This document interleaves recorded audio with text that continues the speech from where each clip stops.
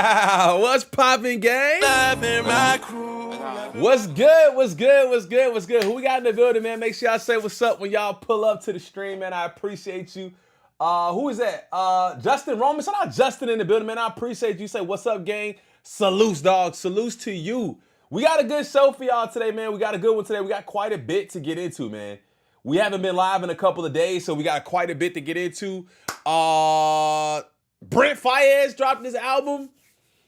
Wifey was not happy with that shit at all. Like, if y'all follow me on Twitter, I told y'all about that this morning. Like, Wifey did not at all. She said it was something off about the whole project. She wasn't rocking with it.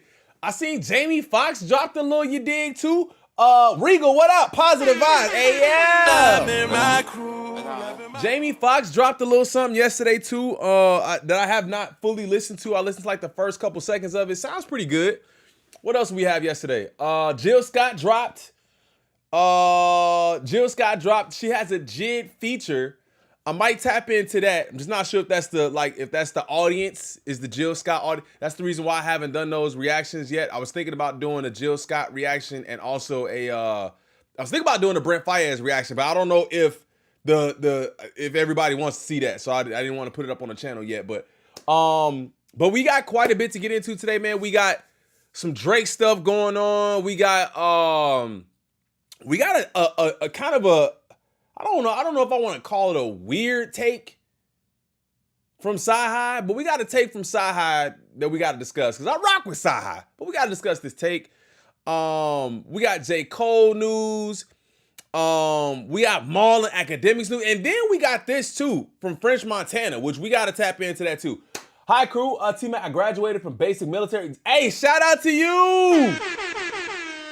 I'm in tech school. Hey, what's up? Listen, shout out to the military in the chat, man. I say this all the time. Y'all are a different level of amazing human being because I don't feel like I have that, you know what I'm saying? I don't have that part as a human being where I'm going to go out like, so I appreciate y'all so much. I salute every time I see military in the streets, man. Hit that like button on the way in. That Chicago jersey, hey, yeah. Hey, the locks is locking too, gang. Like, I had to wash my hair, bro. I was like, you know what? I was going to try to just keep them in there for a little bit, but I'm like, nah, bro, I got to wash my hair, man. Like, I'm not used to doing that. I got to wash my hair, man. So the locks is locking. We probably going to do a retwist this weekend, but we out here today. We out here today. Who else is here? Covered in Classy is here. J2 is here.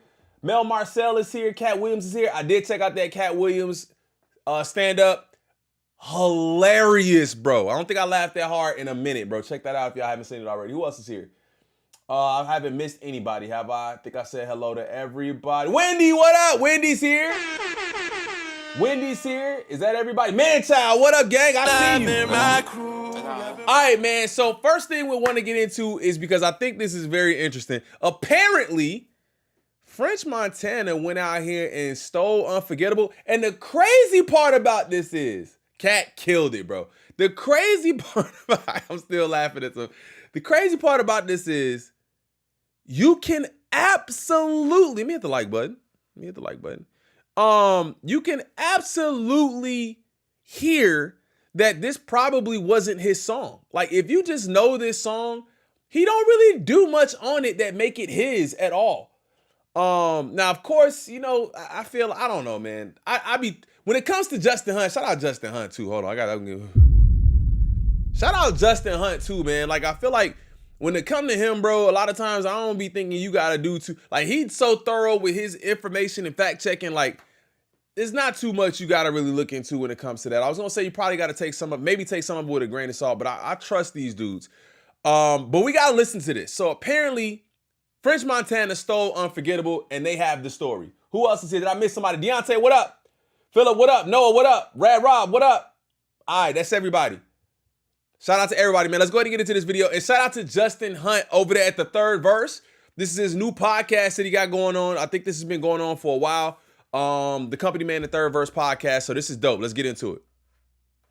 Publishing on the record than we were willing conceptually to give on a record that wasn't his, that he just added a part to. I will tag him in this too. Just the balls to ask for that is so incredible. Like, hey, I know I stole your song that you wrote, but I need more writing on it. My just immediate response was, okay, well, tell him to actually add more parts. Not that I think it will be good or I think it will be make the song better. Came back to me was basically a version of I don't want to be on the song more because it doesn't make it better. So like I want more of the writing for the song I stole, but I don't want to be on it more because it makes it worse. Damn. Was the pitch. And I was like, these people are fucking crazy. What? So he wanted more percentage of the song, but didn't want to give more lyrics? My third verse is kind of like it's a collab. Stat, shout out Stat. DJ's not knowing, but it's the song Unforgettable. And it's by Sexyy Red. And I know French Montana's on the song, but he stole the song. Nigga, he said it's by Sexyy Red. And I know French Montana is on the song. It's by Sexyy Red. Hey, and this is another thing. We watched the verses between Mike Will and bro,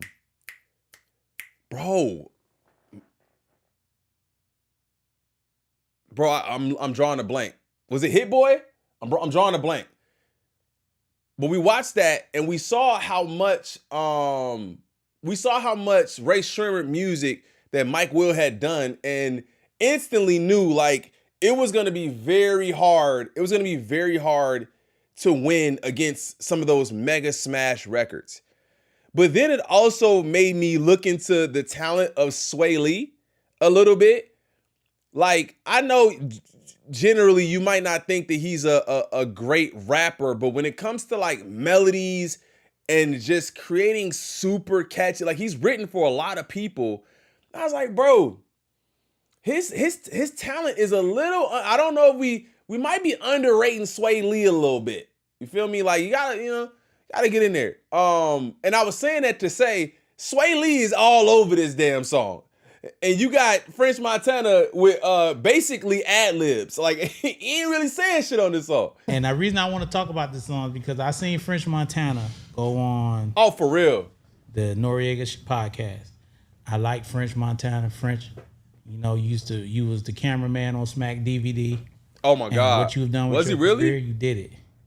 But you went on that podcast and you said you haven't got any royalties from the song Unforgettable. Wait, what podcast? Hold up. Got any royalties from the song Unforgettable? Hold up, bro. He went on a podcast and said this? Yeah, Sexyy Red been him. Hold up. French Montana.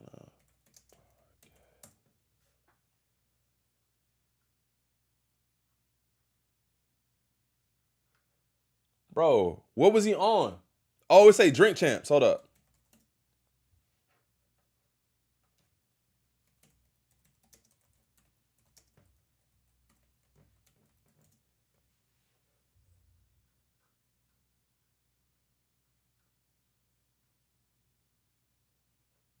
That want to be independent, but still want to be added to that radio show. My bad. Just have your bag up. Brief Okay. I feel like the labels they strongest suit is dumping a bag on you that you never get to recoup. You know what I'm saying? I feel like I got a chance to get fucked a couple times. You know what I'm saying? But then now it's fuck you. You know what I'm saying? So I guess. I remember bumping into Clef one time at the studio. You know what I'm saying? Yeah, Wyclef. Oh, and I was like, yo, bro. He was like, man, the best advice I give you is stack your money up because one day you're going to have to go to war without these labels. And that always stuck in my head. So when I start dropping all these hits and this and that, I mean, no problem with the labels because they all help. You know what I'm saying? Right. But there's no way why I shouldn't be making money off Unforgettable. Right. There's no way why I shouldn't be making money off Pop That on my first album or second. Wait, so he's saying, isn't that one of his biggest songs? Man Child, what up? Isn't that one of his biggest songs? He's saying he ain't made no money on Unforgettable, like nothing? I think it just said 20 million records, right? Despite the song selling almost 20 million units in the US and 84 million copies worldwide, French says the money never reached him. Hold up. How is that even possible? Even if the label dumped a sizable amount of money on him, I would think that Unforgettable and some of the hits that he's done, he would have been paid that money back already. Unless they gave him a crazy bag. Like, I can't imagine if they gave him like a crazy bag. Almost 2 billion streams. Yeah, nah, I don't know about this, bro. I think you lying. Pop that on my first album, a second. You know, we got so many hits. You know what I'm saying? Like, the hits speak for themselves. I haven't made $1 of Unforgettable, and it's almost double diamond. He said he hasn't made $1. Where are your lawyers?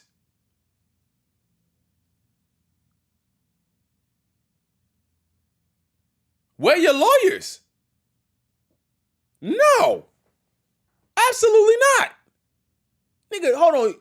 I mean, not fact check, but chat says 2 billion streams, 84 million worldwide records, and you haven't made $1? What the? No, that's wait. Double diamond is 2 Oh billion. yeah, niggas don't believe him in the room already. They're like, wait. 20 million. 20 million. Well, 20 20 That's 20 million was sold. No, that's just in the States.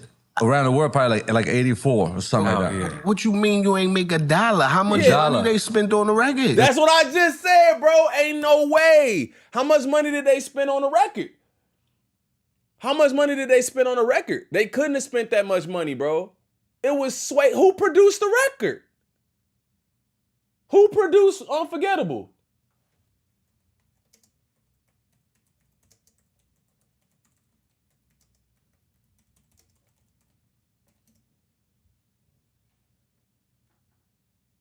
Unforgettable by French Montana featuring Swae Lee was primarily produced by the production trio One Mind, consisting of Mac Sutphin, Michael Lohmeyer, and Sebastian Lopez, and Canadian producer Jagan.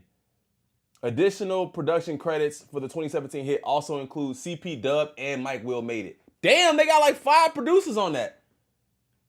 But, I mean, even then, that's still not... Nigga, they got... The producers made all the money? I don't know.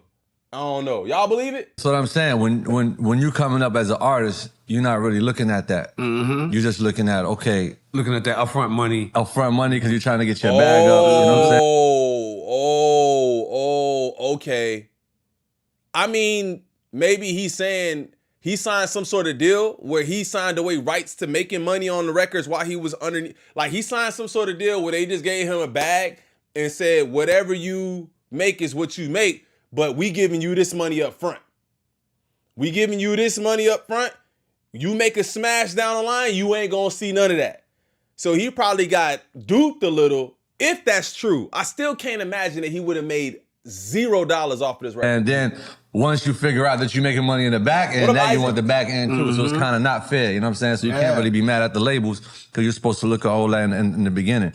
But now it's on 100%. You know what I'm saying? And we just put our own money up. I mean, radio, what it cost? I mean, $250. $250. Right. You know what I'm saying? So you drop $250 and couple billboards. Yeah. Right. No, you don't So let me change the subject. All right, okay. So we stopped the original video, the third verse, because I didn't know that he had went on Drink Champs talking, basically saying that he hasn't made any money on a record. Then to come to find out, we already kind of know based on the story. Shout out to Raul. Based on the story that it's not even his song. So he basically saying, I guess, I don't know. We haven't watched the whole video yet, but it sounds like he's saying, I haven't made any money on this at all. But it seems like the overwhelming talk is that it's not even your song. But now, I don't know how your deal is structured or what's going on with your deal to why you haven't gotten any royalties. Get them likes up. I appreciate you. I personally know you stole that song. Whoa. Royalties. But I personally know you stole that song. And you need to tell people the truth how you got that song. You had nothing to do with the writing of that record. Nobody cares about your verse on that song. Nobody cares about your, me or you for two. Nobody cares about that, French. Bro, I'm sitting here with the guy. You ain't gotta cook him, bro. Oh boy. Not like that. I'm sitting here with the guy. Not like that. That's business partners with Mike. Mike Will. Red Shrimmer was signed to Mike. Oh my God. Shout out to Migo, the plug, the manager. All right, that makes sense. Nigga, he produced it and he he's business partners with the artist on the song. So he getting like producer credit and then like nigga label credit. I don't know what to call it at that point, but he double dipping. Oh shit. Okay, I remember 50K, we almost there, gang. Because the A&R at the time played me the record Unforgettable. You were nowhere to be found on the song. It was Swae Lee's first single. Okay? Now DJ is going to break down how you got the record. You can hear it, bro. You can hear it. It's like this song was supposed to be an airy kind of club song anyway, because you can hear Swae Lee just in his like vocalization bag, right? You know what I'm saying? Unforgettable. It's like got these weird like ambient sounds and shit. And then who was who? What's it gonna do? Me or you? It's like, nigga, get out of here, bro. Nobody cares about you. You're so right when you said that, bro. It's so right. Nobody cares about that at all. Tell the truth. Me or you? Toy, what up? Nobody cares about French Montana on damn Unforgettable, about how bro. you got it, because you stole it. Damn. Now, I can respect the stealing, but at the end of the day, let's just keep it real. Because, see, when you write big songs, which I ain't write a big song like that, that means you're going to write another big song. Right. Like how Sean Garrett, I'm working with him, he got a bunch of big songs. So Swae Lee wrote Unforgettable, then he wrote, what's the one? Sunflower. Sunflower, which was bigger than that. Massive you see what I mean? song. Because he writes big songs. He wrote Black Beatles. Then he wrote Black Beatles. French, you don't write big songs. Just that. Sunflower, Unforgettable, and Black Beatles. Black Beatles in the city. Major, like songs that are played everywhere across all types of shit. That's crazy. Sway not getting enough credit. My guy. You know what I mean? You write songs and they cool and they dope. What up, and you Rico? a dope MC. And hey, you had a better career than me. But when you go on and you peddling false information, see, we gonna get you now. Damn. We got a podcast. See, we gonna talk about, we gonna tell the truth. We gonna let people know that you're lying, light skin. You know what I'm saying? Bro. You could take them lies back over there to stop with the light skin, man. Come on, bro. It ain't all of us. Now, you know I ain't got no problem with you, but don't be lying, telling nigga. the people why you ain't get paid. You ain't get paid because you stole it, my nigga. Wait. Stole it. Now go ahead. You ain't get paid because you stole it. So they are saying that nigga ain't get paid. We got a podcast, nigga. We gonna talk about it. Here's a remind me of Bernie Mac. We gonna talk about it over here. God damn it. I got your back. Yeah. There's no back to have. See, I can't speak on why he's not, because he's still on the technically song. I mean, Epic put the record out. Right. So I don't know, him not getting paid has something to do with, I'm assuming, his deal with whatever his deal is with Sony. That's what the I'm story saying. Of the record is very simple. It was a Swae Lee record that was. So just so you understand that, he kind of clarified and he said it's probably more in line with his deal because Epic put the song out. He is on the song, so he should have gotten paid unless it's some crazy shit going on with his deal, which is exactly what French said. French said, my deal, I got effed. You know what I'm saying? Intended to be a Ray Shremmerd record, but when it was finished, it sounded like it just sounded like a Swae Lee record. Black Beatles was going crazy. Like, obviously, the Mannequin Challenge, the Ray Shremmerd, like, comeback, second album, first song, Look Alive, did okay, but like, and then like, all of a sudden Gucci gets out, he jumps on the record, Black Beatles happens, the Mannequin Challenge happens, the takeover is there. Like, Ray Shremmerd is white hot, song was #1 on the Hot 100, I think 7 weeks in a row, some crazy thing, right? And as finishing it, we also, at the time we were talking about, should Unforgettable was such a big record, should we figure out a way to make it the follow-up? But we also had Swang. And Swang was a fucking smash. Both guys were on it. Like, we knew we had the follow-up record. So that record was kind of just there. At the same time, Unforgettable obviously existed. Like, it was obvious. It was, I don't want to say undeniable. No record's undeniable. But you could tell when you heard the record, like, oh, this is something. Like, I don't know where it's going to fit in. Is it going to be, are we going to figure out a way to make it a Ray Shremmerd song? Is it going to be is there going to be a Swae Lee album where it's a Swae? Because obviously the guys, we always planned on having individual albums at some point. Yeah, these virtual fades is nuts. Swae had an idea of having Jeremiah add something to the record. Oh. So Jeremiah had the record. Pretty sure it was a record plant. Like, I mean, Jeremiah on Unforgettable.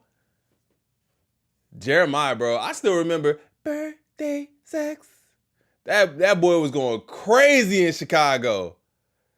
I can't do none of the notes, but that nigga was going crazy. With a million of these stories, but pretty sure Yeah, French Montana. Jeremiah would have smoked that, bro.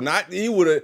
What was that, like 2018? Oh yeah, he would have smoked that.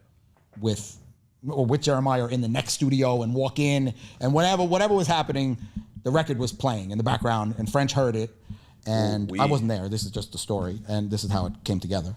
And French figured out a way, whether he told Jay, I've heard different versions, told Jay to let him try it and send it to Sway and see if Sway wants to use his part, whatever it was, but just let me get on it. Trust me, if you don't use it, you don't like it, whatever. That energy is kind of how it came back to us. It was French Montana obviously laid his part on the song and then leaked it. Yeah. He leaked the fucking song. Song ended up on like some mixtape in New York, or people heard it in Atlanta. Now this version of that song exists. Now, at the same time, like, obviously, I'm pissed. I'm just thinking about me, the businessman. I'm like, I don't, no disrespect, I don't care about French Montana. He means absolutely nothing to me. Right. So, like, I care about my artists, and I care about Mike, and I care about Shrem, and we're on a fucking tear. It's not just like a song. We're literally coming off the #1 song in the world. And we're about to drop and we have another hit. one. So this is like following up. This is going to be our next one. Whether it was going to be a Ray Shremmer song, a Sway Lee song, it was obviously a big part of our next 2 years of our repertoire, what we were doing. Yeah, that's grimy, French bro. gets the record leaks. Now, yeah, hey, J-Tom said, why is there only 58 likes? You got 170 million people watching. Hit that like button for me. It really helps out. I appreciate you. Thank you, J-Tom. And thank you anybody who's, trying to get people to hit the like button. I appreciate you. Real quick, just hit the like button. I have some really good friends that work at Sony. I happened to be working at Sony at the time. And I happen to be working at Columbia now. And Tubby worked Sean Holiday had the office next to me, and he was working on the publishing side. He had some in on the record too. So they started to surround. French obviously wanted the record now, obviously because he has some attention reaction to it, and they came from every which way. You gotta clear it. You gotta clear it. And there was no way we were clearing it on our side for real. Like, I mean, like, there was no reason for us to do it. Like, it was a great record. He leaked it. We're not clearing that shit. We knew what we wanted. It wasn't. It was like bubbling, but it wasn't enough that it was going to make us like not use the record, at least from my opinion. So basically what it sounds like is they had the song. It was their song. They was shopping around, not shopping around, but they had a couple of different people in mind. They had Jeremiah in mind about putting, laying something down on the song. They sent it to French for him to just lay it down to see like, okay, is this what we want to do? This nigga got the song and then leaked it. So he kind of strong-armed the song. And they said, bro, wasn't no way we was clearing that. I can't speak for Mike. I can't speak for anyone like that. That's how I felt about it. And I felt very strongly about where we were. But then there was Tubby. Facts. There was Jen Drake. There was Zoe was the A&R at Epic at the time. All of them were very, very like, we need this record. We need this record. One of the funniest parts of the thing is that once we finally got around, we worked out a business arrangement that we were comfortable with, because at this point, like, everybody was groundswell. It felt like the record was over time. Well, it probably was a short period of time, but it felt like a long period of time because the whole thing just pissed me off in general that it even happened. But the momentum of the record started to happen, so it was like, shit, let's figure out the best business arrangement to at least we can make a decision based on an actual concept, an actual business concept, as opposed to like just being mad at a situation versus not, like, to weigh the pros and cons. And at the same time, they came to me about him wanting more publishing on the record than we were willing conceptually to give on a record that wasn't his, that he just added a part to, which I thought was just, there are certain things that... Bro, that is nasty. That is nasty, bro. He full on took the song, leaked the song, made them have to completely change like their plan. And not only did he do that, he said, hey, yo, now I need a bigger piece. Bro, just out of spite, I would have been like, you know what? Fuck the song. We ain't doing nothing with it. We just gonna let it sit. I'm gonna just let it sit, and you definitely not gonna be on the song, but we'll drop this shit in 6 months. Like, I ain't got no time for this, bro. Let's just drop something else. Like, he wouldn't have got nothing off that if that was Just me. the balls to ask for that is so incredible. Like, hey, I know I stole your song that you wrote, Isaac, but I I didn't need even know more that. writing on it. Just that concept is brilliant in general. So that's what happened. And then just in thought, my just immediate response was, okay, well, tell him to actually add more parts. Not that I think it will be good or I think it will make the song better, but at least so I can have the justify argument. That was just me saying something to end that conversation, because I was like, there's no way that's happening, whatever. But I mean, if you want to try to turn in a version where you're on it a lot more, then I guess a conversation could be had, because it'll be less of the original version. What came back to me was basically a version of, I don't want to be on the song more because it doesn't make it better. So like, I want more of the writing for the song I stole, disgusting. But I don't want to be on it more because it makes it worse. Was the pitch. And I was like, these people are fucking crazy. And only my love for a couple of people and just the right business deal, and just Mike I'm proud of him for being a smart businessman as opposed to just being like pissed about this. I mean, we were just frustrated by it happening. It should have never happened. But like, you know, at the end of the day, the record came out, and who's to say you never know what it would have done if it was just Sway. You don't know if it would have, like, I can't argue, say it would have been bigger, wouldn't have been bigger. Honestly, I don't know. It changed. Because it ended up being, but it did change French Montana's life. Changed his life. Oh my God. It changed his life. It changed his touring. It changed where he can perform. That's definitely the song he performs at the end of the night. The ads from that. And I don't like. Go look at his streaming. Go look at it. Nothing else compares. So that all happening, Bro. that whole thing is just a. All right, we gotta look this up. What is French Montana's most streamed song? Unforgettable. Yo! French Montana's most streamed song is Unforgettable featuring Swae Lee, which has generated over 2.7 billion streams on Spotify, released in 2017. The hit also made history as the most streamed song to ever come out of New York. They literally said it. They said it changed his life. For sure, it changed his life. That's crazy. 10 times. That is insanity. Very funny Shout out Russell. Story of how it comes about, and to hear like different versions. Nah, dog, fuck all that. Like, for you to go on that podcast and say you ain't got paid. No, dog, no, hold on. Time out. Just give me a second, please. I just want it. I want it. Hold on, bro. You about to crash out, bro. You about to... He about to crash out. He said, give me a second. I need to get this off my chest. Give me a second. Dog, you done shows all around the world, bro. Yeah. You performed that song at the end. What you mean you ain't got paid? You stole it. I'm an MC. I stole songs too. I got a feature with Kanye. Matt Fingers gave it to me. He was for a whole nother song. It was a game song or something. I stole it, put my verse on it, put it out. I did all that. I ain't get no career from it. Shout out to you for making that happen. Yeah. But I'm not gonna go on a podcast and complain at the fact that I didn't get paid. Bro, he's from saying, look, bro, even if you didn't get paid, nigga, your life is changed because of Unforgettable. Which is nuts. Seeing as how it was just revealed to me that he's engaged to a billionaire or something like that. Oh, you're engaged to a billionaire. He ain't getting no money off Unforgettable. You stole it, but it's still like the way you're viewed is like that's your song. And you get to perform that at the end every night. That's crazy. That I stole, that I've been performing for my whole career because I have not been able to write anything bigger than that. Oh, he's married. Because you don't write those type of records, sir. I don't either. There's nothing wrong with that. We good, but you made a whole career of it. You French Montana. And shout out to you for being French Montana. But there's nothing in your catalog comparable to that. And anybody with some sense will be like, damn, he never had another one. Whereas Swae Lee, like I said, has Sunflower and all kind of other shit that's like comparable to that. Go ahead, DJ. I just think, to be fair, because once again, I'm not a fan, but to be fair, I think his gripe is not with Swae Lee and the other songwriters. His gripe is with, because as far as Epic is concerned, it is a French Montana song. So he should have made money in some way, shape, or form off that record. It's like I'm just saying from that side, royalties, like if he is not getting paid from that record is still owned by Sony.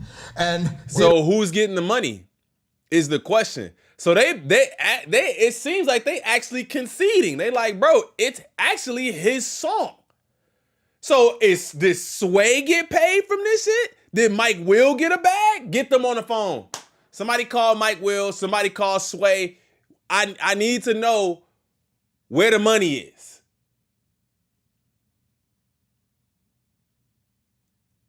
I need to know where the money at.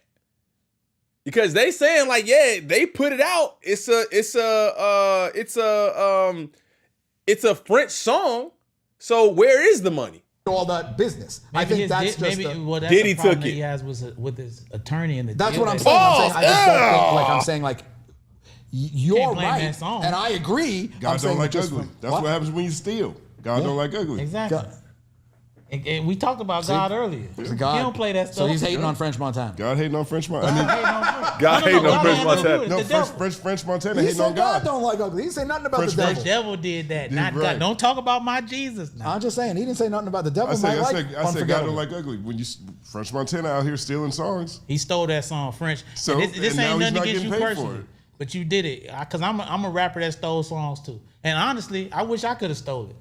I wish I would have had the guts to steal from my friends like you did. Because I didn't have the guts. I wish I would have done it. Then I'd have been like popping.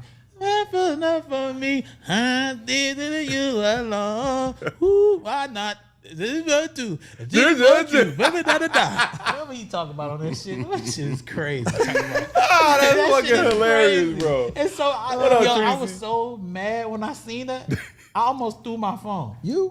I almost threw my phone. Oh, you mean at his podcast? Yes. Oh, I thought you meant when it came out. I was like, so you and upset. I was like, at the end of the day, upset. we ended up, doing good business, but just, doing the best business we could have done with the situation.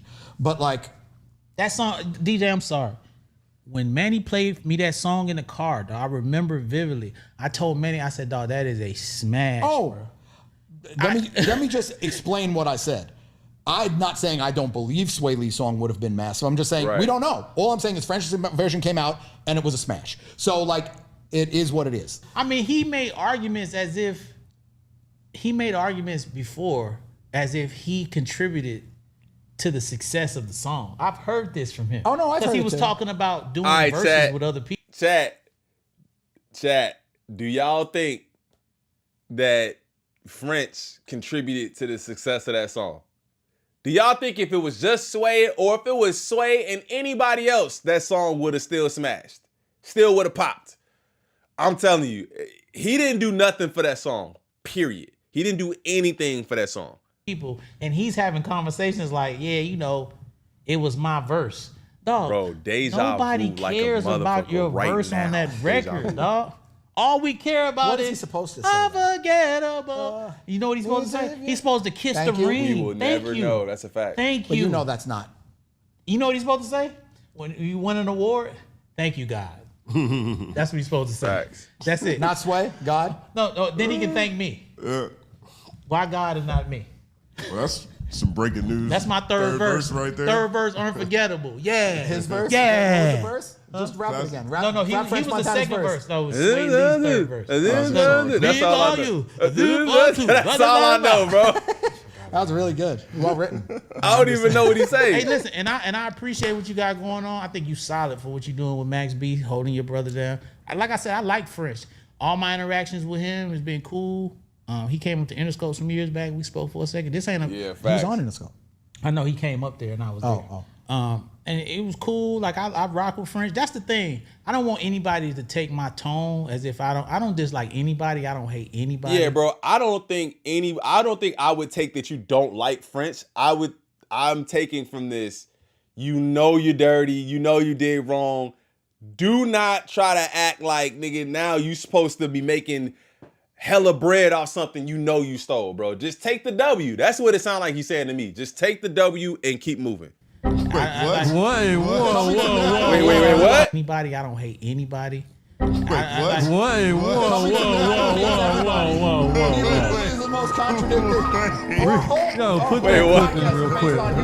Hold on, wait a minute. You just said that. Wait a minute. That nigga with a virus. Hold on. wait a minute. I feel attacked. That's first of all. Wait a minute. I don't understand why it got so loud. The segment before this was you hate everybody. Well, that's gonna get edited out. Oh, why I'm not gonna is see this that. stupid? You talk about it every episode. I do. Yeah, you remind people all the time. Oh yeah, I do. So you just don't hate French Montana. I don't hate you, French. I do hate strangers though. You're not a stranger, bro. You literally said you hate everyone except people you care about, and then just said I don't. Yeah, I don't. Within 10 minutes. I don't care enough to hate. These niggas You is French. fools, bro. I think you did your thing, but you stole that song. For sure. Hey, everybody got loud. Because that was amazing. Literally, you just said the whole podcast is based on. That was a good episode. Good episode. Do that in life. Oh my god. Nigga almost knocked the bike over. Nah, that's crazy. That's actually dope. Yeah, man, like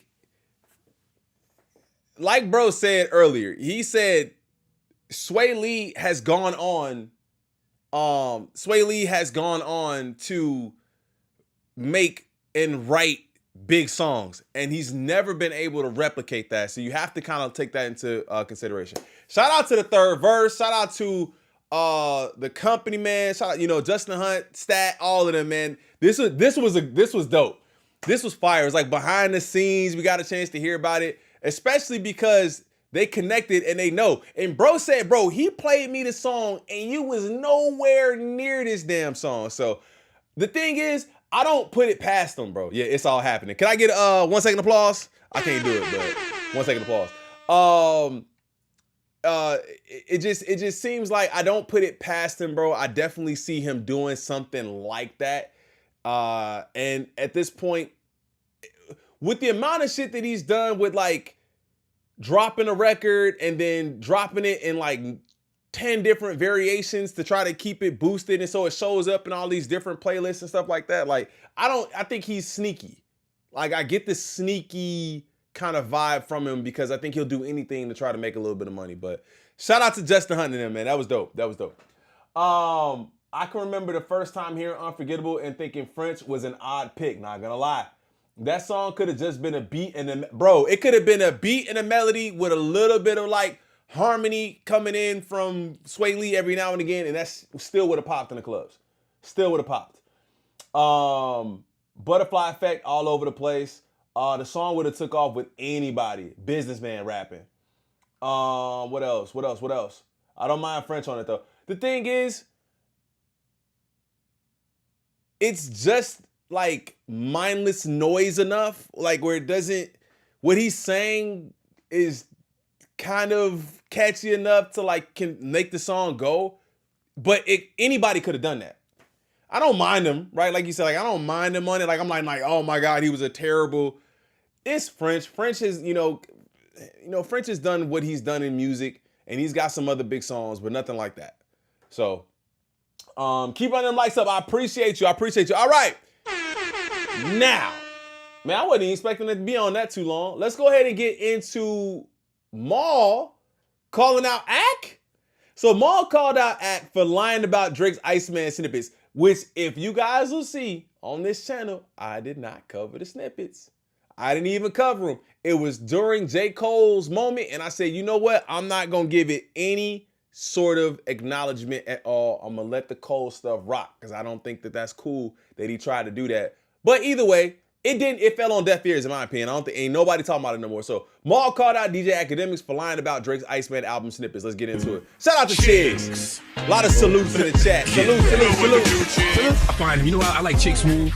Chick Smooth is somebody I really enjoy listening to on YouTube because Chick just got an intellectual curiosity about things. Oh man, we got a nasty battle on our hands, you guys. We gotta figure out between DJ Akademiks and Maul who is Drake's true insider. Both guys over the last couple of years have positioned themselves as Drake's sources. They both claim they talk to Drake on a daily if not weekly basis. They both claim they have information from Drake's camp about Drake. And most importantly, both guys claim they have true insider information on Drake's upcoming album, Iceman. The crazy thing is, to be these insiders, nobody gives a damn about what either one of these dudes say. They could tell you he's dropping tomorrow, and you have nobody really believing what they're saying. So they've dug a hole for themselves already. From what it looks like, somebody is getting the wrong information, and we gotta know who. Now, last week, while J. Cole's album was dropping, DJ Akademiks played 2 snippets from Drake's upcoming album, Iceman. No greatest. Them guys you saying are great makes that an understatement. Fuck them haters. Swear to God, on my life, this would be the first. If this plays all the way through, this would be the first time I've heard it. Iceman. No greatest. Them guys you saying are great makes that an understatement. Fuck them haters, double agents. Even my label gave them 15 years of my soul. You thought that was hard? Thought that was hard? Did I do that? Did I do that?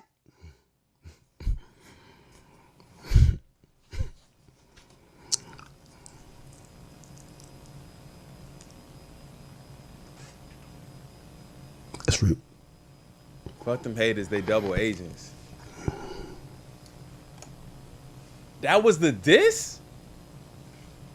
That he's a double. You know what? Ooh. He's a double agent. Tonight's about J. Cole. Keep spamming them 5s. Iceman on the way. Oh my God. Iceman on the way. Iceman on the way. Now, according to Akademiks, he claims was that Drake it? did Was not- that the whole snippet? That was it? Bro, old ass flow, and nothing changed about it. Nothing changed about it. That was the whole snippet. Was there more than that? Did I miss something? Same chat GPT flow. I'm telling you, is that Axe Slurp is worthy of deportation? That's nasty. Was that send it? him these records. He Yeah, claimed he's whoop-de-doo. actually had these records for a while, and he just wanted to make a hip hop moment. I think that's 30 those bands. snippets upstaged the entire. Just wanted to make a hip hop moment. I think that's those snippets upstaged the entire J. Cole album. And when people say, why would I?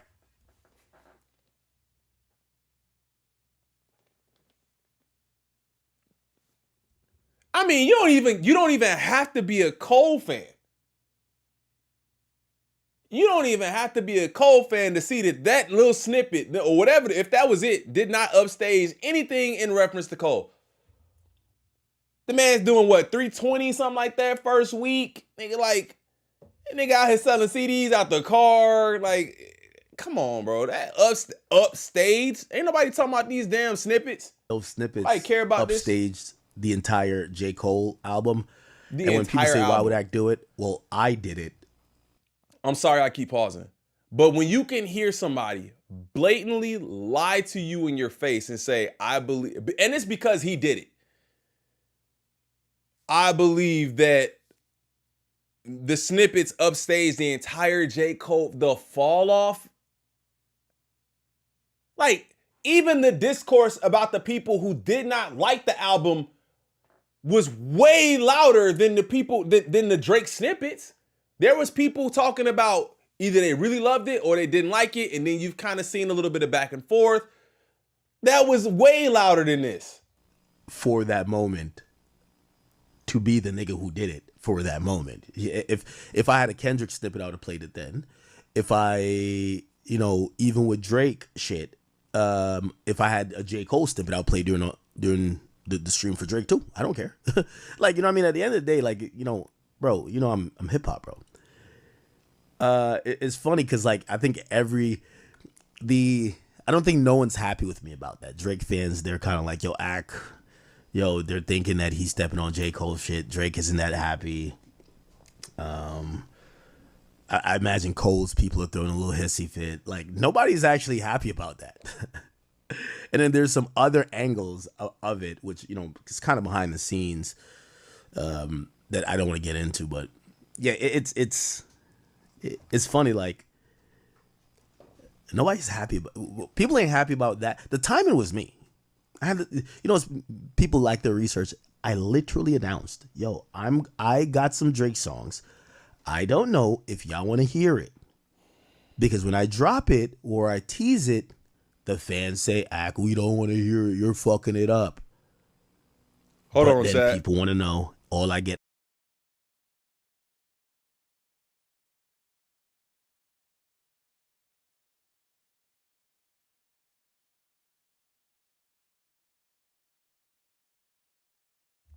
asked, when is Iceman? Where's Iceman? So that morning, when I was going to do the J.Cole stream, because we've been doing streams talking about Finesse 2 Times too much, Blueface too much. So I'm like, all right, hip-hop's going to be in the building. You know when it comes to album releases, people are going to come to our stream, right? People that don't really watch us. For Cole? So I'm like, it's a hip-hop moment. For you? I want this year to be spicy. So I said, yo, I'm dropping it today. Like, I'm going to just tease it right before I get into the album, Cole's album. And I play it, and when I wake up in the morning, maybe I'm a little wrong, but there was more headlines. There's way more headlines that had there's more headlines that had the snippet being teased than because niggas was just like okay, you did it, right? It's not, we can't act like, we can't pretend you didn't do it. As we were talking about your character and you dropping the Drake snippets that nobody cares about. Nobody care about that shit. Niggas been waiting on the fall off for 10 plus years. You think that snippet of somebody calling somebody a double agent was bigger than a fall off? Bro, the delusions are insane. Shout out, yeah, delusional, insanity. I'm feeling uncomfortable. Nigga, bro, it's like, what is that? What kind of complex is that? I need a psychologist or somebody to tell me, what kind of complex is that? Woke up the next morning and thought that him playing a couple seconds of a song was bigger than Cole's album. That's crazy. There's more headlines with the snippet being teased than facts. Than about Cole's album, which, you know, that was a little bit shocking, but not really. Now, just like I told you guys last week, I felt like this was kind of selfish from Akademiks. You could have played these snippets any other day. Sometimes you don't have to make a moment out of somebody's moment. You see everybody talking about J. Cole. You see everybody excited for his album. There is no reason for you to try to take over and overshadow Cole's moment. And the crazy part is, if Dot was dropping, I don't think he would have did that. Like, I feel like he felt he could kind of take advantage of Cole in a sense. Dot, that shit would have got zipped up. Would have been zipped. Nigga wouldn't have said a word. When Keem dropped, let's see what happened. He might do it, though. Like, I'm not saying he not dumb enough to do it, but you think anybody gonna pay attention to what you talking about when Keem and Kendrick dropped whatever? You know, if they dropped that album and Kendrick's verse is out, like, niggas ain't finna be worried about nothing you talking about. Just to have the bragging rights of saying, yo, me and Drake stole the moment. It is completely okay to just fall back and watch as a fan and just let the artists have their moment. Well, this week on the new Rory and Mal podcast episode, Mal is calling Cap like the ex-football player on DJ Akademiks, claiming that these records are not from Drake's upcoming album, Iceman. According to Mal, he did not hear the 2 snippets DJ Akademiks dropped, but he confidently claims that those records are not on the album. Here's what Mal said. I'm just saying, man. You know. Do you have a release date for us, since you damn near guessed this one? I said, do I know the release date, or do I have a release date? I said Iceman this Friday. What Mal said when you said he laughed at me. Iceman this Friday. Do you guys have any comments about the Drake leak? Oh, I didn't mean to do my hands like that. About the Drake leak on the day of the Fall Off release? I didn't hear it, but whatever it is, it ain't on Iceman. I can tell you that. It's just throwaways. Pete said you heard it here first. None of what y'all are hearing on the internet is on Iceman. I can promise you that. Okay. It's not. So you heard the album already. And we'll find out on Friday. That album is not coming out Friday. Hell no. Fuck no. I don't even think he heard the album, bro. Like, I just don't think so. Because if he did hear the album, he gets so emotional talking about Drake, I don't think that he could keep it in. Pause. I don't think he could, personally. Like, Ak can't hold the water, so he got it. He had to tell you he had it because he needs to look like he is somebody. So he had to let it go. So that's the thing. That's the other piece where he might be telling the truth though, where he might say like, all right, look, bro, you had some tracks sitting there and took advantage of the time because the fall off dropped to try to get some noise around your name, basically attaching yourself to Drake. At this point, I don't even know if bro talks to them at all. Like, I feel like he just be like, damn, bro, y'all just keep using my name every chance y'all get. I don't think Iceman is coming on Friday. What up, Carne? All right, well, we'll wait and see. Cold World, Iceman. Okay. Oh, Zoe is? Shout out my boy Zoe. Or what? In between. Of the album? What that up, he's gonna Zoe? let the cold shit breathe. Rory, I know when the album is coming out. Yeah, course. I also think too, somebody said that in the chat. I think if he had leaked the snippets on another day, people would have actually listened. But because the fall off was not just your average album, bro. Like, it was basically Cole's detox, fam. Like, niggas was not finna be listening to what you talking about, man. Like, I don't care what you say. Drop it the next day. Drop it a couple days later. Some snippets, people might be interested. But the night that it releases, you're bugging. Drake using both of them. I'm telling you, bro. Either and the thing is, they keeping him relevant. He ain't really got to say nothing. Because Drake doesn't really do too much unless you see him on the stream or something like that, or gambling or whatever. But he tends to seem like he's always in the news because these guys talk about him so much. And then these guys talk about him so much and then have the nerve to talk about people that talk about them, talk about him. What? Nigga, if y'all wasn't talking about it, we wouldn't say nothing. Hey, man, make sure y'all go support my dog, Big Zoe, too, man. Go subscribe to his channel. Hey, drop your link, Zoe. Make sure y'all go subscribe to the homie Zoe, man. He be dropping all kind of videos. I rock with him heavy, man. What was the one you did? I forgot which one you did. I was cracking up, bro. I forgot which one it was. But shout out to my dog, Zoe. Drop your link.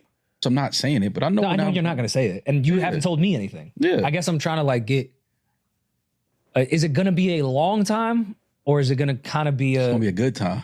Oh, my God. These niggas. It may cost you a little. Oh, my God. But it will. I'm not here for a long time, but a good time. You know, this nigga, he had to do it. He had to. It's going to be a good time. What? Cost you. It's going to be a good time, Rory. That's all. That's all we need to know, man. Everybody listen, man. Enjoy. Can we do some cold shit and drive my mother's Mazda up to Toronto for the release? I don't know if the Mazda. It's a fun drive. Now, my first question is, Maul, how can you claim that you haven't heard the snippets, but you for sure know with confidence that it's not on the album? Logically. Yeah, that don't make no sense. I didn't even think about that. He say, I haven't heard the snippets. But I know it ain't on the album. What, nigga? Wait, how do you sonically, telepathy, nigga? What? You ain't even heard the shits and you know they not on the album? How? See, niggas be lying, bro. I'm telling you, stop lying. Why y'all gotta lie? Just say, yeah, man, I haven't heard the album. Come on, That bro. makes no sense. The only way this could be possible is if Drake told Maul, yo, I've got a bunch of records for Iceman, but the records that's going to be on the actual album are not solidified yet, which will be completely different from everything we've been hearing from everybody saying Iceman is coming soon. Iceman is dropping soon. Nigga, Iceman is, there's no way you drop an album called Iceman in April. Shout out my dog, Leonardo. For the 5, gang, I appreciate you. W Leonardo in the chat. If you don't got that meet the grams drop type of energy, take care of your kids, bro. Be a dad. For real. Like, just drop it. Just drop the music. Like, if you're gonna drop on, or if you're gonna try to step on somebody's rollout, then do that. Like, even the Keem thing, and we can move on to that maybe in a second. But I personally didn't think that the Keem thing, I didn't think that Keem was stepping on the fall off at all. I think that was just regularly scheduled programming. They not finna wait on you to do your whole damn tour and all of that. But people been talking about Keem dropping something for a little bit. And when it came to Cole, whatever Keem's doing wasn't gonna stop J. Cole and what he's doing. That's the way I see it. Like if Keem, if all of the energy went to Keem and people stopped talking about the fall off, then I would understand that. But that's not even the case. Niggas is really excited for Casino. I'm excited for it. Everybody's excited for it. But that doesn't mean that now we not focused on the fall off and this tour and niggas is trying to go out and see him. So like, I don't know, bro. Like, I just didn't think that was really him stepping on the project at all. The conductor himself, who works with Drake, says the album is coming soon. Hey, yo, how y'all feel about the boy Iceman is soon? Real soon. Now, there's also people saying that because those two snippets from DJ Akademiks did not hit, that was Drake's way of trying to test the waters and see if any record is gonna stick. And because those two snippets did not stick, Drake sent Maul to do damage control for him. Bro, it's like he using them against him. He using them against each other. Hey, you drop the snippet. If the shit don't work, Maul, just say that's not even on the album and you heard it. They're gonna believe you. Come on, bro. Niggas is playing too many games. Way too many games. Hey, yo! Exhibit Alex for the 10. Thank you so much. Make sure you W Alex in the comments, man. I appreciate you. Iceman Melted. How many other albums have dropped since Iceman was announced? That would be a good test. How many albums? I would say at least 10 Clips, Chromacopia, Don't Tap the Glass, Wale, Everything Is a Lot, Cole dropped, well, how many is that, 5 or 6? Shout out Retro Fresh in the building, man. Alfredo 2, yes. Carter 6. ASAP. Oh yeah, did GNX come out before or after he announced Iceman? Shout out Retro in the building. That's at least 10 albums. Chance, Nas, oh my God, you right. Starline, I forgot the name of Nas's album. Jid, God Does Like Ugly. Bro, we've been reacting to everything. Every album that we mentioned, we reacted to. Yeah, nigga, Jill Scott got an album out now. That's a lot of albums that's out. Drake announced this album, Iceman, last year. Maul has been claiming that Iceman has a bomb on it. So if you knew the album had a bomb on it from last year, there's no way this album is not put together yet. So from what it looks like, Drake might be giving these two guys, DJ Akademiks and Maul, different information about the album. This might be his way of trying to see who the actual leak in his camp is. Or maybe one person is right and the other one is wrong. You guys get in the comments below. Yeah. Who do you guys think is right or wrong? And what do you guys speculate is going on with this album? Like this video, subscribe to my channel. I'll see you guys later, man. Yeah, I think he's playing a game for sure. I don't know if they know they're a part of the game, but I definitely think that when it comes to releasing music, I don't think he would try to release anything through Maul. He's more of a mouthpiece and trying to just like play interference in a sense. Act is definitely, he's using him to drop the music for sure. Hey yo, shout out Leonardo, another 5. I appreciate you, gang. What'd he say? He says, if clips come out of the gate before Iceman, bruh, fill in that application for the McChickens. Oh, we're gonna talk about that too. And Exhibit Alex for the gifted membership. Who got it? Shout out Pretty Mimi. She got it, man. Shout out Pretty Mimi. Make sure you say thank you to Exhibit Alex and thank you for growing us a little bit more with our memberships. I appreciate you so much. That actually makes sense. I mean, DC and politicians do that shit all the time. Identity leaks. I'm telling you, man, it's crazy out here. It's crazy. W Chicks for another video. While we're on the topic of Drake, haven't we been calling Drake the McDonald's of rap for a very long time? Like, just because he puts out a lot of music doesn't mean that it's always great. It doesn't even mean that it's the highest quality. When you talk about lyrics, when you talk about substance, subject matter, the ability to dive deep, right? It's McDonald's. You know what you're gonna get from McDonald's? You're gonna get the same thing every single time you go to McDonald's. I haven't been in McDonald's in probably the last time I went to McDonald's. I recorded my interaction going to McDonald's. It was to pick up what was it? It was to pick up them CPFM toys. I got the boxes up there. The last time I went to McDonald's, I gave the food away. I took the toys and I gave the food away. I might have gotten a coffee from McDonald's. I ain't gonna lie. I might have gotten a coffee from them. But it's because I understand it is gonna be the same thing every time. But personally, I know it's not good for me. I know it's not good for me. I know it's not gonna be something that's gonna be good for my body, and I'm gonna definitely regret this shit later if I decide to consume, right? So McDonald's, where night owls land.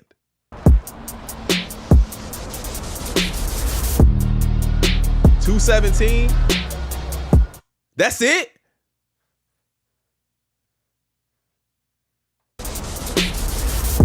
Oh, and it's McDonald's Canada. So is it not going to be in the US? Oh, perfect. Is this not even, are they not even allowed to use Drake music, like to tease it? We can't even use Drake music to tease it? McDonald's got some good ass, I'm telling you, bro. If you get it right at the right time, McDonald's coffee is decent. But like, so that's the ad that they running, I guess, where the night owls land. I guess trying to take the spot from like Taco Bell in a sense, because night owls, McDonald's don't even be open that late. From what I see, when I drive past McDonald's, them shits be closed by like 9:30. A major fast food chain is teasing a collaboration with Drake's OVO. Why they can't say McDonald's is it's in the ad. Meal comes with no seasoning, 0, and guaranteed stomach aches.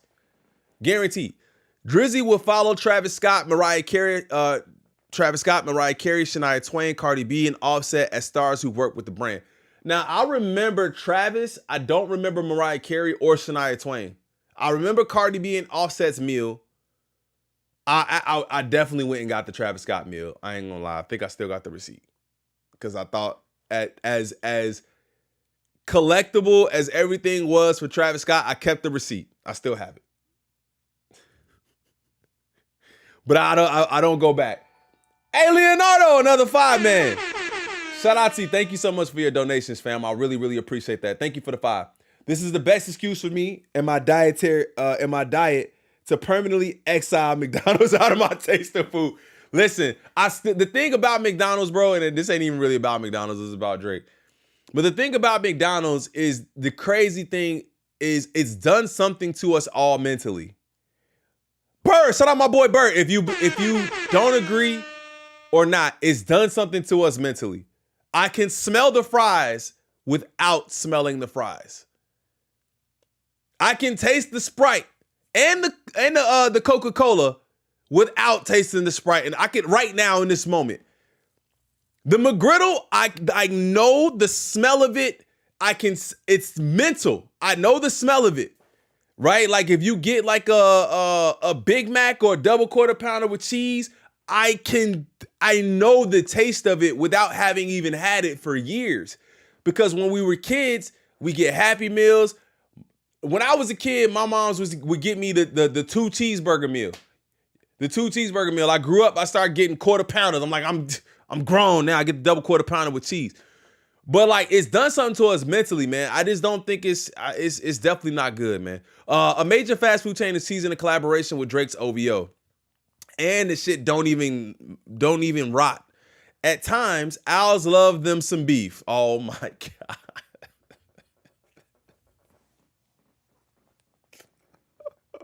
Down bad, you suffering. Hey, Billboard, relax.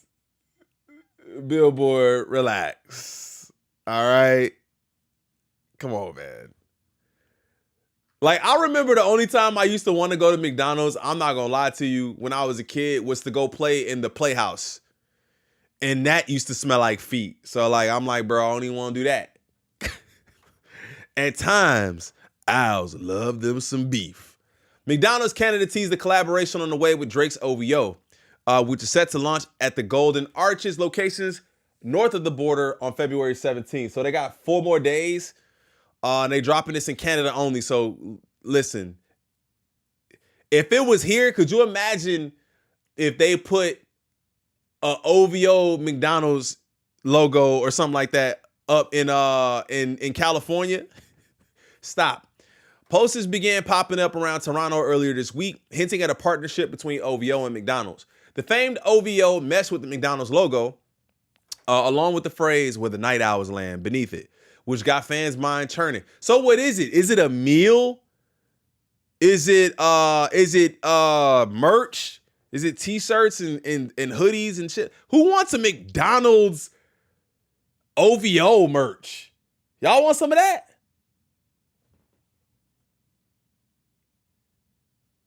Y'all want some McDonald's OVO merch? Y'all want golden arches and owls on your t-shirt? Hell no, I'm good. I'm straight. McDonald's Canada appeared to confirm that a collaboration is in the works when posting a teaser clip on social media on Wednesday, February 11th, while setting a launch date of February 17th for the partnership. It is unclear exactly what the collab would entail. Okay, so they don't know. But the Golden Arches have teamed up with plenty of celebrities in the past to give them their own customized limited edition meal. The list includes Travis Scott. So what is Drake's meal gonna be, bro? It's gonna be something ridiculous, dog. He need that check, though. I'm telling you, bro, he need that check. The list includes Travis Scott, Shania Twain, Mariah Carey, BTS, Cardi B, Offset, Saweetie, and J Balvin. I remember J Balvin, too. I don't remember BTS. Billboard has reached out to the rest of McDonald's and Drake for comment. Drake has been spotted by fans picking up some McDonald's at times during his career. According to TMZ, he even served up some McDonald's meals following a concert with the Migos at a West Hollywood after party in 2018. Well, that won't be happening again. On the music side, Drake has continued to tease his forthcoming Iceman album, but the project remains without a release date. Drizzy's pockets are also a tad lighter after losing a $1 million bet on the New England Patriots. I didn't even talk about none of that.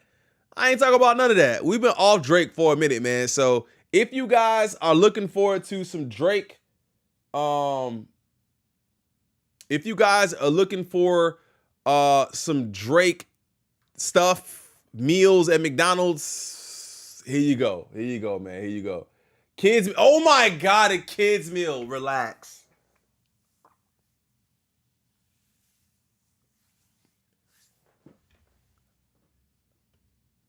Hello, kids. Come get the Drizzler. Oh my God. Y'all, bro, a Drake kids meal. Stop. I don't even want to know. I can't, bro. The certified lover meal. Oh my God, bro.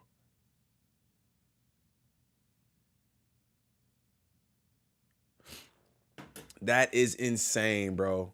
All right, man. We moving on, bro. We moving on. Let's get to CYHI, bro. Y'all want to talk about this CYHI take real quick? Zo, where you at, man? I need to know your take on this CYHI. I need to know. Now, y'all know I'm a fan of CYHI, right? I'm a fan of CYHI. And this went up. This got 1.1 million views. I don't know if I don't think he circulates like that typically. I fuck with CYHI too, man. I do. But I gotta discuss the take here, right? CYHI says this. I grew up in an era where your lyricists were from the streets. Now it's a bunch of straight A students who dropped out of college their sophomore year to be rappers. You can tell they don't have any life experiences. They just good with words. Now, how do y'all feel about that? First of all. Nimbus with the 5, man, before I get into my take. Nimbus with the 5, I appreciate you, man. He said, Drake Desperately needs more money for his gambling L. Shout out to Nimbus for the 5. W Nimbus in the chat. Now, the one thing I'm going to say is the key word is era. Right? Because I want to see you say that to somebody like Grandmaster Flash, nigga. Not to say that they wasn't from the streets, but that's not like the type of rap niggas wasn't rapping about bricks and bodies. I want to see you say that to like niggas like LL Cool J who have built legacies in rap not being the street guy. And then even when you talk about like even like Ye, bro, like niggas was college dropouts. And I feel like when you say your lyricists were from the streets, you're basically implying that if you're not from the streets, you can't rap. And even if he's not saying that 100%, that's the way people are going to take that. If you're not from the streets, you should not be rapping. Now, I don't discredit the fact that I like a little bit of my street rap. Like, I really enjoy that, right? I enjoy my street rap. I enjoy hearing people's perspectives and how they grew up and what they've been through and how they are or are not getting through those things that they've been through. But I also thought that, you know, hip hop was about just life experiences in general and being able to rhyme and being able to tell a story, right? So I don't 100% agree with this take. I see some truth in the take, but I don't 100% agree with it. Because why do you have to shit on the college guy because he never was in why do you shit on that guy? Why does the college guy get shitted on for being able to rap? So now you got to think, damn, bro, oh man, I didn't grow up like he grew up or like she grew up. And I didn't go through the same trials and tribulations that they went through. So I am not able to put my experiences in song because he doesn't think I should be able to do that. They don't have any life experiences.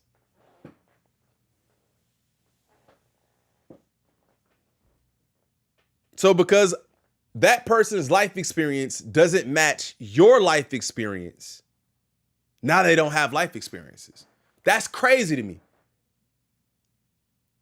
That take is crazy to me. Because I know a lot of people who have not been, who you would not consider to be street, that have had tough lives, bro. They just not in the streets.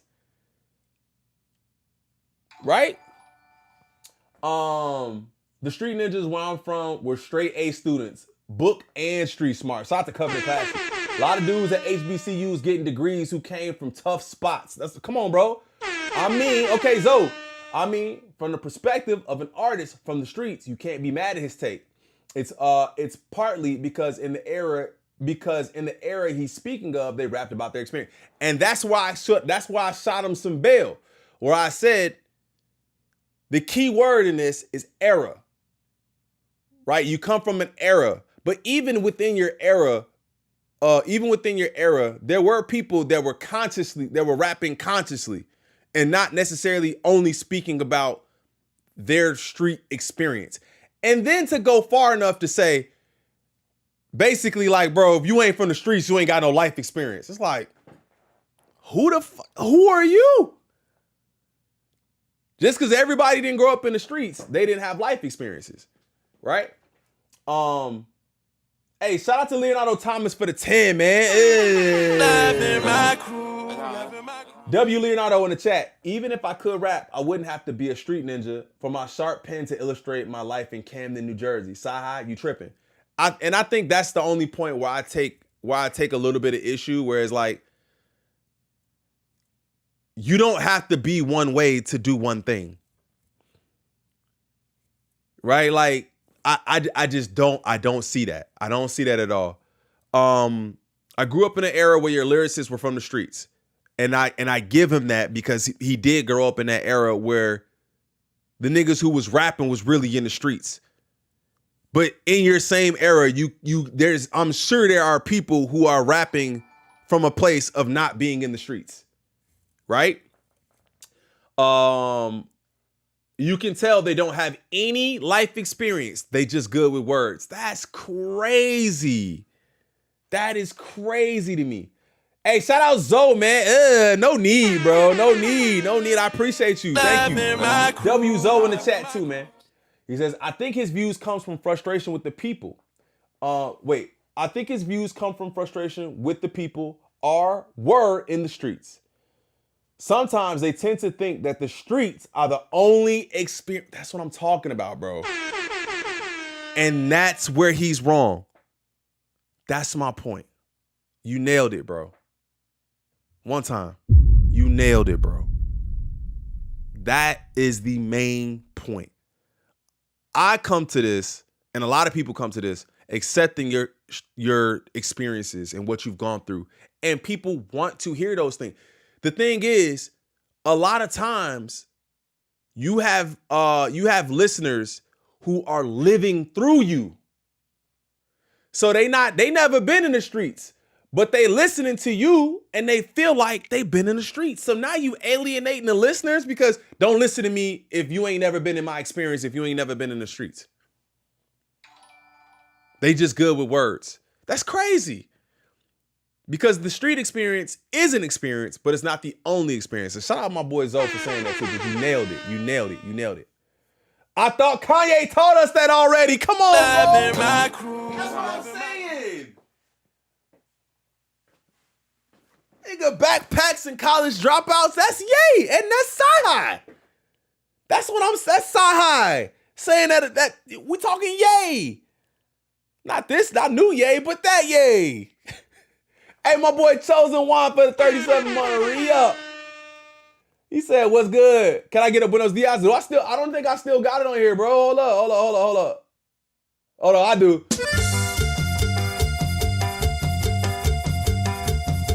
Buenos Dias, gang. I still got it.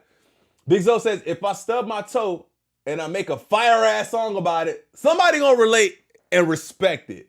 I ain't got, he said, if it ain't gonna be CYHI, but it's gonna be somebody. That's a fact. That's a fact, bro. CYHI ain't gonna give a shit about you stubbing your toe. But somebody will. And that's why, that's one of the things where in J. Cole's song, I Love Her Again, he talked about that same thing. Where it's like, what you tried to do was change her being hip hop. Right? What you tried to do was change her, but what you needed to do was accept it and understand that that's the way things go. Right? Things, when it comes to rap and hip hop, it goes through cycles, bro. Shit went to the South, went back East, came to the Midwest, went to the West. It's like, bro, you can't just say that it has to be one way or one style. Right? Like some people get real lyrical miracle and other people just give you a vibe. Is one right or one wrong? That's when you get into that whole argument too. Hey, shout out Leonardo again. Bro, shout out my dog. Again, man, for the 5, bro, I appreciate you. He said, nah, he trying to cover up for the F the Streets movement 21 Savage pull, because that, maybe. You might be on to something, bro. You might be on to something. Yeah, man, we are super close to 50K. We are super close to 50K. Very, very, very close, man. If you listen, tell your grandma hit the sub button because we super close to 50K. But that's my take on CYHI, man. I don't take anything from him as far as him talking about his era and understanding that there was probably a bigger piece of the pie that rapped a certain way in that era. But I don't believe that you can then alienate people who don't have your experience and say, yeah, it's just a lot of college kids that's rapping, because then you just sound like an old head and a hater. And I know you're not a hater. I don't think you thought that what you were saying was going to grasp the ears of as many people, because we know you a rapper who raps about your experience, but you can't shit on somebody else's and then say they don't have any too to go along with that. It's crazy.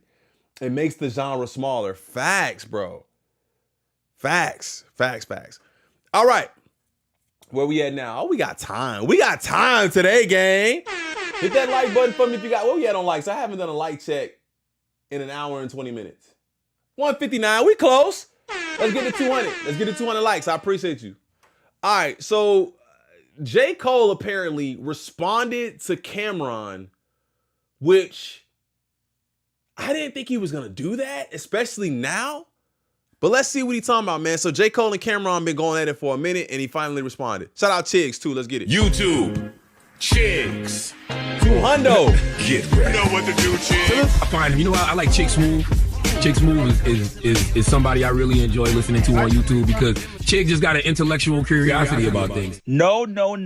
Enough is enough, you guys. I'm tired of these younger artists constantly disrespecting our legends. Jermaine Lamar Cole, we need you to come to the front of the congregation. This response is extremely nasty from you. Now, first off, I got beef with some of you guys that told me last week, Chigs, this is all a play from Cameron and J. Cole. This is a rollouts for his album. Last week, after Cameron basically came out and told the full story, the full detail on what exactly happened and the reason why he filed a lawsuit against J. Cole. J. Cole are cool or was cool. This is exactly what happened. Being a man is keeping your word. And I know everybody's busy and everybody has things to do. But if I give you my word 4 or 5 times, I got to do it. So on his first project he did, I did an intro for him. I did the record for him for his intro. I told him I may need a verse whenever I get a project done. He said, cool. He had another project. I did a record in 20 minutes. I knocked that shit out and went off about my business. I need a verse. I'm exaggerating, but he's like the shock rain right now. And, you know, the moon got aligned with the stars. And, you know, when I write, I put my all into it. Okay, let's put your all into it then. You know what I'm saying? Give me that verse. Called me twice to do something, and I did it. One day you have 48 hours to do it. Then I knocked the other thing out as soon as I came to New York, because you ain't want to send me a record, you want to be in the studio with me. I knocked it out. Cool, you don't give me the record. Then I say, you know what, forget the record. Let's do an interview. Bet I got you. I got all the texts, that's what I'm saying. I'm like, bro, you can't keep telling me this, because now when I'm big, I said, listen, I need your word, bro. You done gave me your word 3-4 times. I need your word. When are you going to do this interview? Yo, we not pushing it back. I promise you we not pushing back. June. We back a full year, back to June. I said, are you sure? I don't care about if the album comes out, not coming out, beef, birthday. Are you sure? Snowbirds, what up? My word. Bet. Now I'm starting to do all these, you know, other shows I got going on, deals I got lined up on the table, et cetera, et cetera. So I'm out polying deals. And like I said, that's why I say you don't count no money till it's in your pocket, which it didn't matter anyway. But when I'm polying these deals, you know, J. Cole doesn't do a lot of interviews. I'm saying I'm gonna have J. Cole interview for you in June. Oh, they're like, get the fuck out of here. I'm like, nah, I'm dead serious. I'm like, you know, when I'm talking, working out deals for all my other shows, get the fuck out of here. I bet. Cool. Now I'm polying deals off of what you told me, which, you know, you shouldn't do that anyway. That's not a tangible business. Yeah. But if I did 2 favors for you, then you gave me your word 4 times, I'm assuming on the 5th time, you got it. And that's way past due. You said rain, sleet, snow, this time you dead serious. June come, and then I say, yo, what's up? He say, yo, bro, I'm gonna have to keep it real with you. I can't do it. I don't know when the album gonna be done. And I say, I can't promise you a date, but I can do the date. I don't wanna keep telling you I'm gonna do it and don't do it, this, that, and the third. So I'm gonna just have to say I'm gonna have to pass for now. Some people thought J. Cole would end up interviewing with Cameron on his platform. It got to a point where you guys made me a believer. You guys convinced me that this was all part of their plan. Well, turns out y'all were fucking wrong. This Cameron lawsuit against J. Cole is heating up and fast. Now, while J. Cole is in Washington, D.C., meeting up with fans, letting fans rap for him, riding around in his old Civic, the man and his lawyers are getting disrespectful with Cameron in court. they finally responded to Cameron's lawsuit against J. Cole, and according to J. Cole and his lawyer, Cameron was happy to appear in J. Cole's song because it helped his career. That's right, you guys. J. Cole is treating Cameron like a fanboy. Oh no, is that what he said? J. Cole responds to Cameron lawsuit, says rapper was happy to appear in a song to help his career.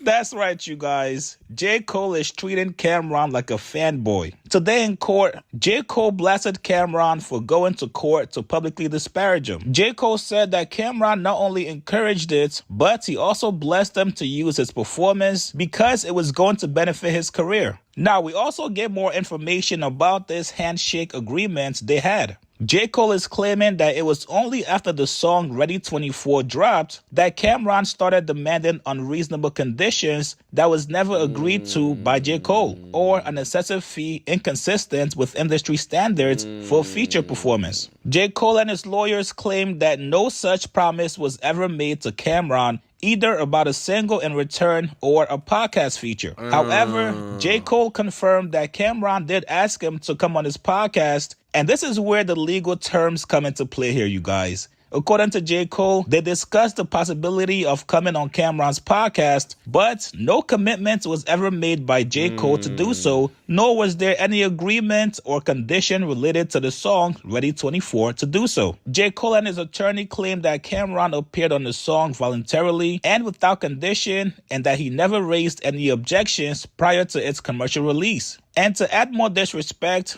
they said Cameron is not and never was a joint author or co-owner of the song. AKA, yeah, we might have talked about the possibility of me returning a favor, but because I did not promise it to you and it was more of a handshake kind of deal, brother, I am not obligated to do shit for you. Kind of scummy, you guys. Kind of scummy. Oh, now, bro, as you guys look, can see, I gotta hear both sides, bro.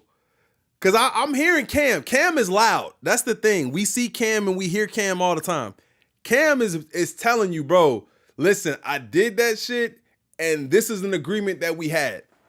And what I'm hearing is, hey, bro came through and did this shit on the strength, and then now he trying to strong arm me into paying him or doing a fucking interview? Like, what? I don't know who to believe, bro. I don't know who did, bro.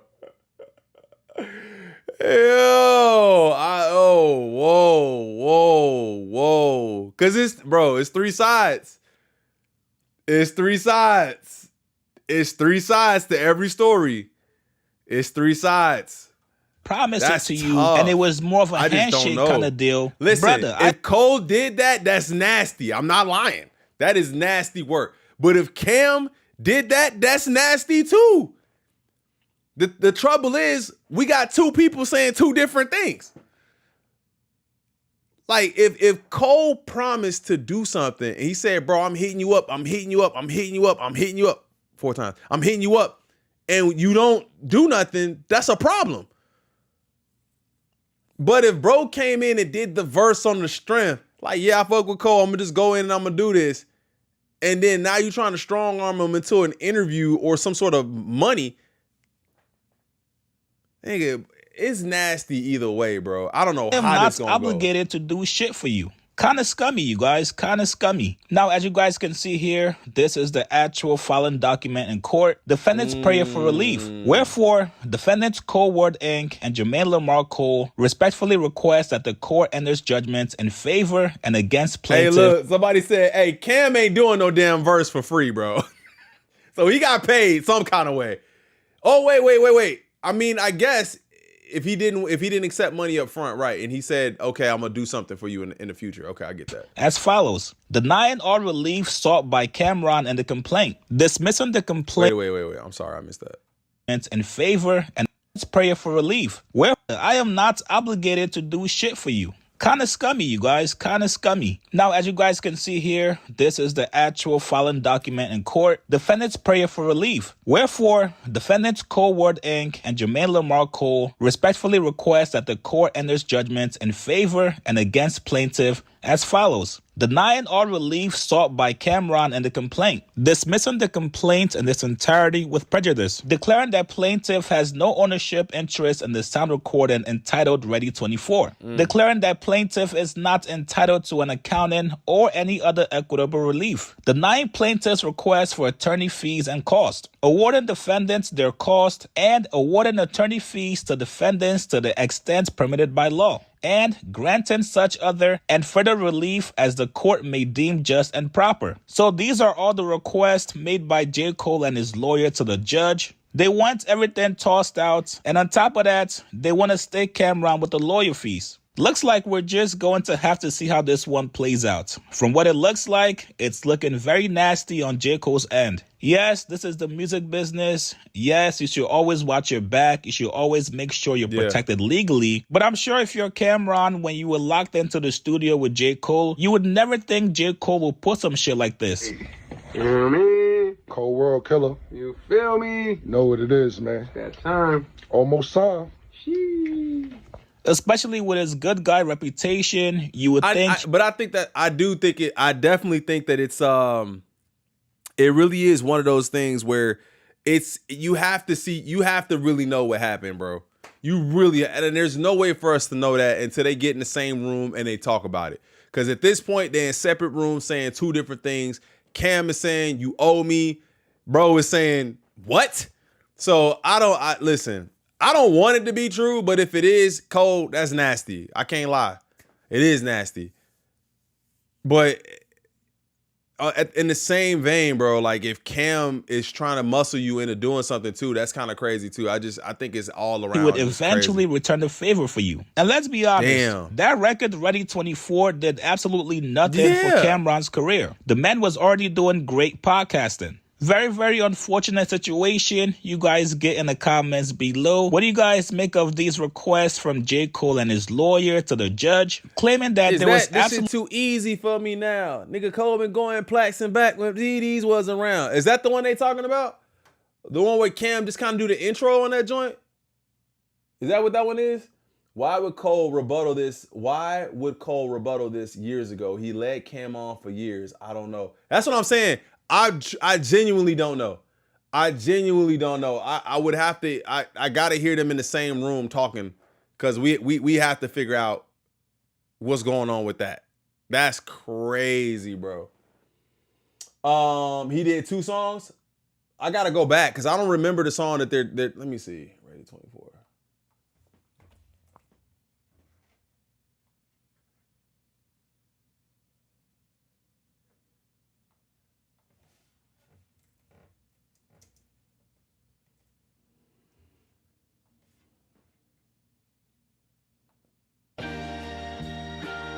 Yes, my shit again. I don't be sitting around thinking. That song was nasty, but yeah, it didn't really do nothing. It especially because of what happened with My Delete Later, bro. Like I feel like if it had done better, that might be one of the catalysts in anything. Like, because it didn't do well on both sides, it's like, bro, like I need something for that. And then he like, if it didn't do well, then I'm not giving you nothing for that. That's crazy, man. It's nasty either way. I have to see what happens with that. I got to see what happens. We will be following that for sure. What it do? Blueprint, what up, gang? Shout out to the homie, man. At the end of the day, be a person of your word. That is a fact. But as a man, why would you, Cole, expect to pay another grown man for his work? Wait, why would you, Cole? Why wouldn't you? Right. But as a man, why would you not expect to pay another grown man for his work? Yeah, I don't understand that either.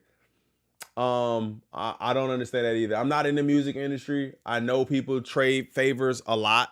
You know what I'm saying? I know people trade favors, so I don't know. I don't know what went wrong here.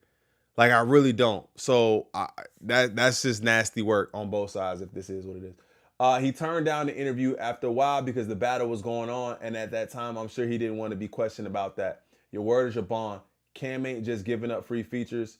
Free features 2 on top of that, and Cam did say he has all the receipts. Yeah, at this point though, like unless it's up in court, When if it come out in court, that's nasty, bro. Done. Official. That's crazy. So that's the other part though, knowing that you have receipts out there. If you're Cole, right? And you know that you have receipts out there, why would you allow that to happen? Because you know it's gonna come out and then you're gonna look even worse. So there's some confidence coming from somewhere on both sides where both of these guys feel like they're right. So that's insane. All right. Let's move on. Last item on the docket today. We almost at 200 likes on the stream. Hit that like button, man, and we're going to end it with something funny. What did Sexyy Red do, bro? Sexyy Red. What'd you do? Oh, and then they got Mike in the red jacket, too. Come on, y'all nasty for this. Y'all nasty for this. Sexyy Red is going viral for remixing Michael Jackson's Beat It into Just Eat It. What it sound like though, gang? What it sound like? Let's see what it sound like. Hold up. It's up.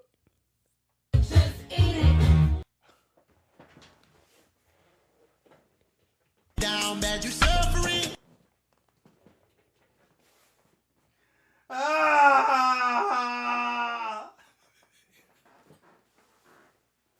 Not just eat it.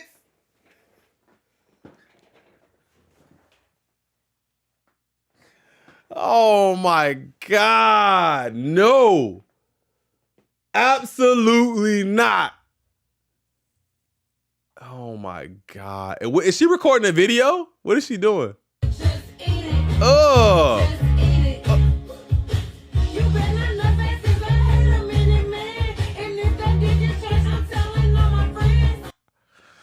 Come on, bro.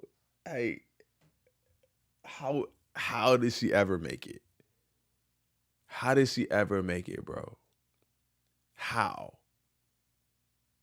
And why would you disrespect Mike like that? Why would you disrespect Mike? Like, what are we doing, bro? Hey, bro, you come out fighting like this, you're getting your ass whooped, first and foremost. I'm going to tell you just like this. When you doing all this shit right here, your whole shit is open. Cover up.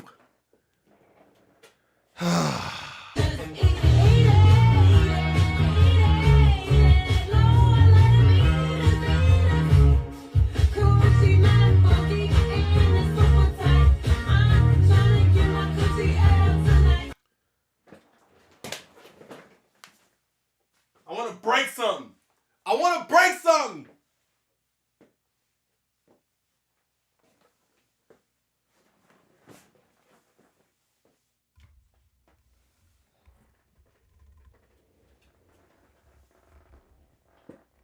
Don't release this.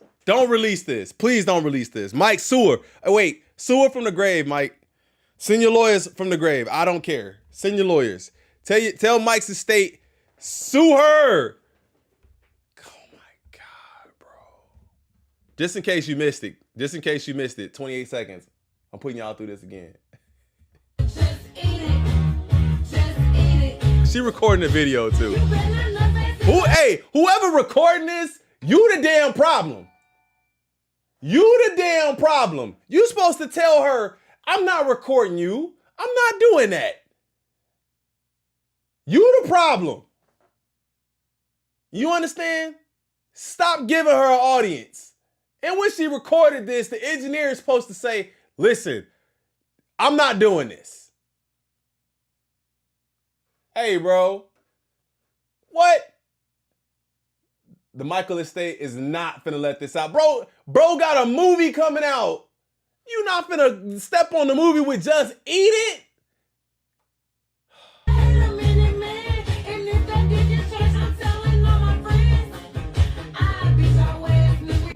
Nigga, she got what? What fighting stance is this ever gonna be effective in life?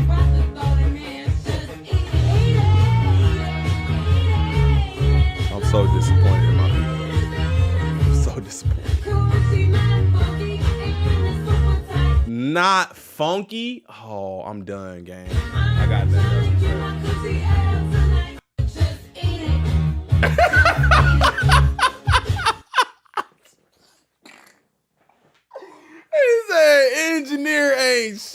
he getting paid $500 an hour. He like, bro, can y'all hurry up, please? Leave my establishment. I did what y'all asked me to do. Now get out. Get out. Leave, please. Oh, wait. Where's that? Down bad, you suffering. Hold on. Wait. Hear me good. That shit is a two-pack of ass. Shout out, Blue. I ain't done that in so long, bro. It's over. Y'all crazy, bro. Nah, it's catchy. Nah, bro. That shit is just eat it is wild. Where they playing it at? Oh my God. A remake of a remake. I see you. Oh my God. Oh! I forgot. Didn't Weird Al do this too? Hey, ban her from Twitter, bro. Sounds better than Mike somehow. Ban her, please. Yeah, ban her, please.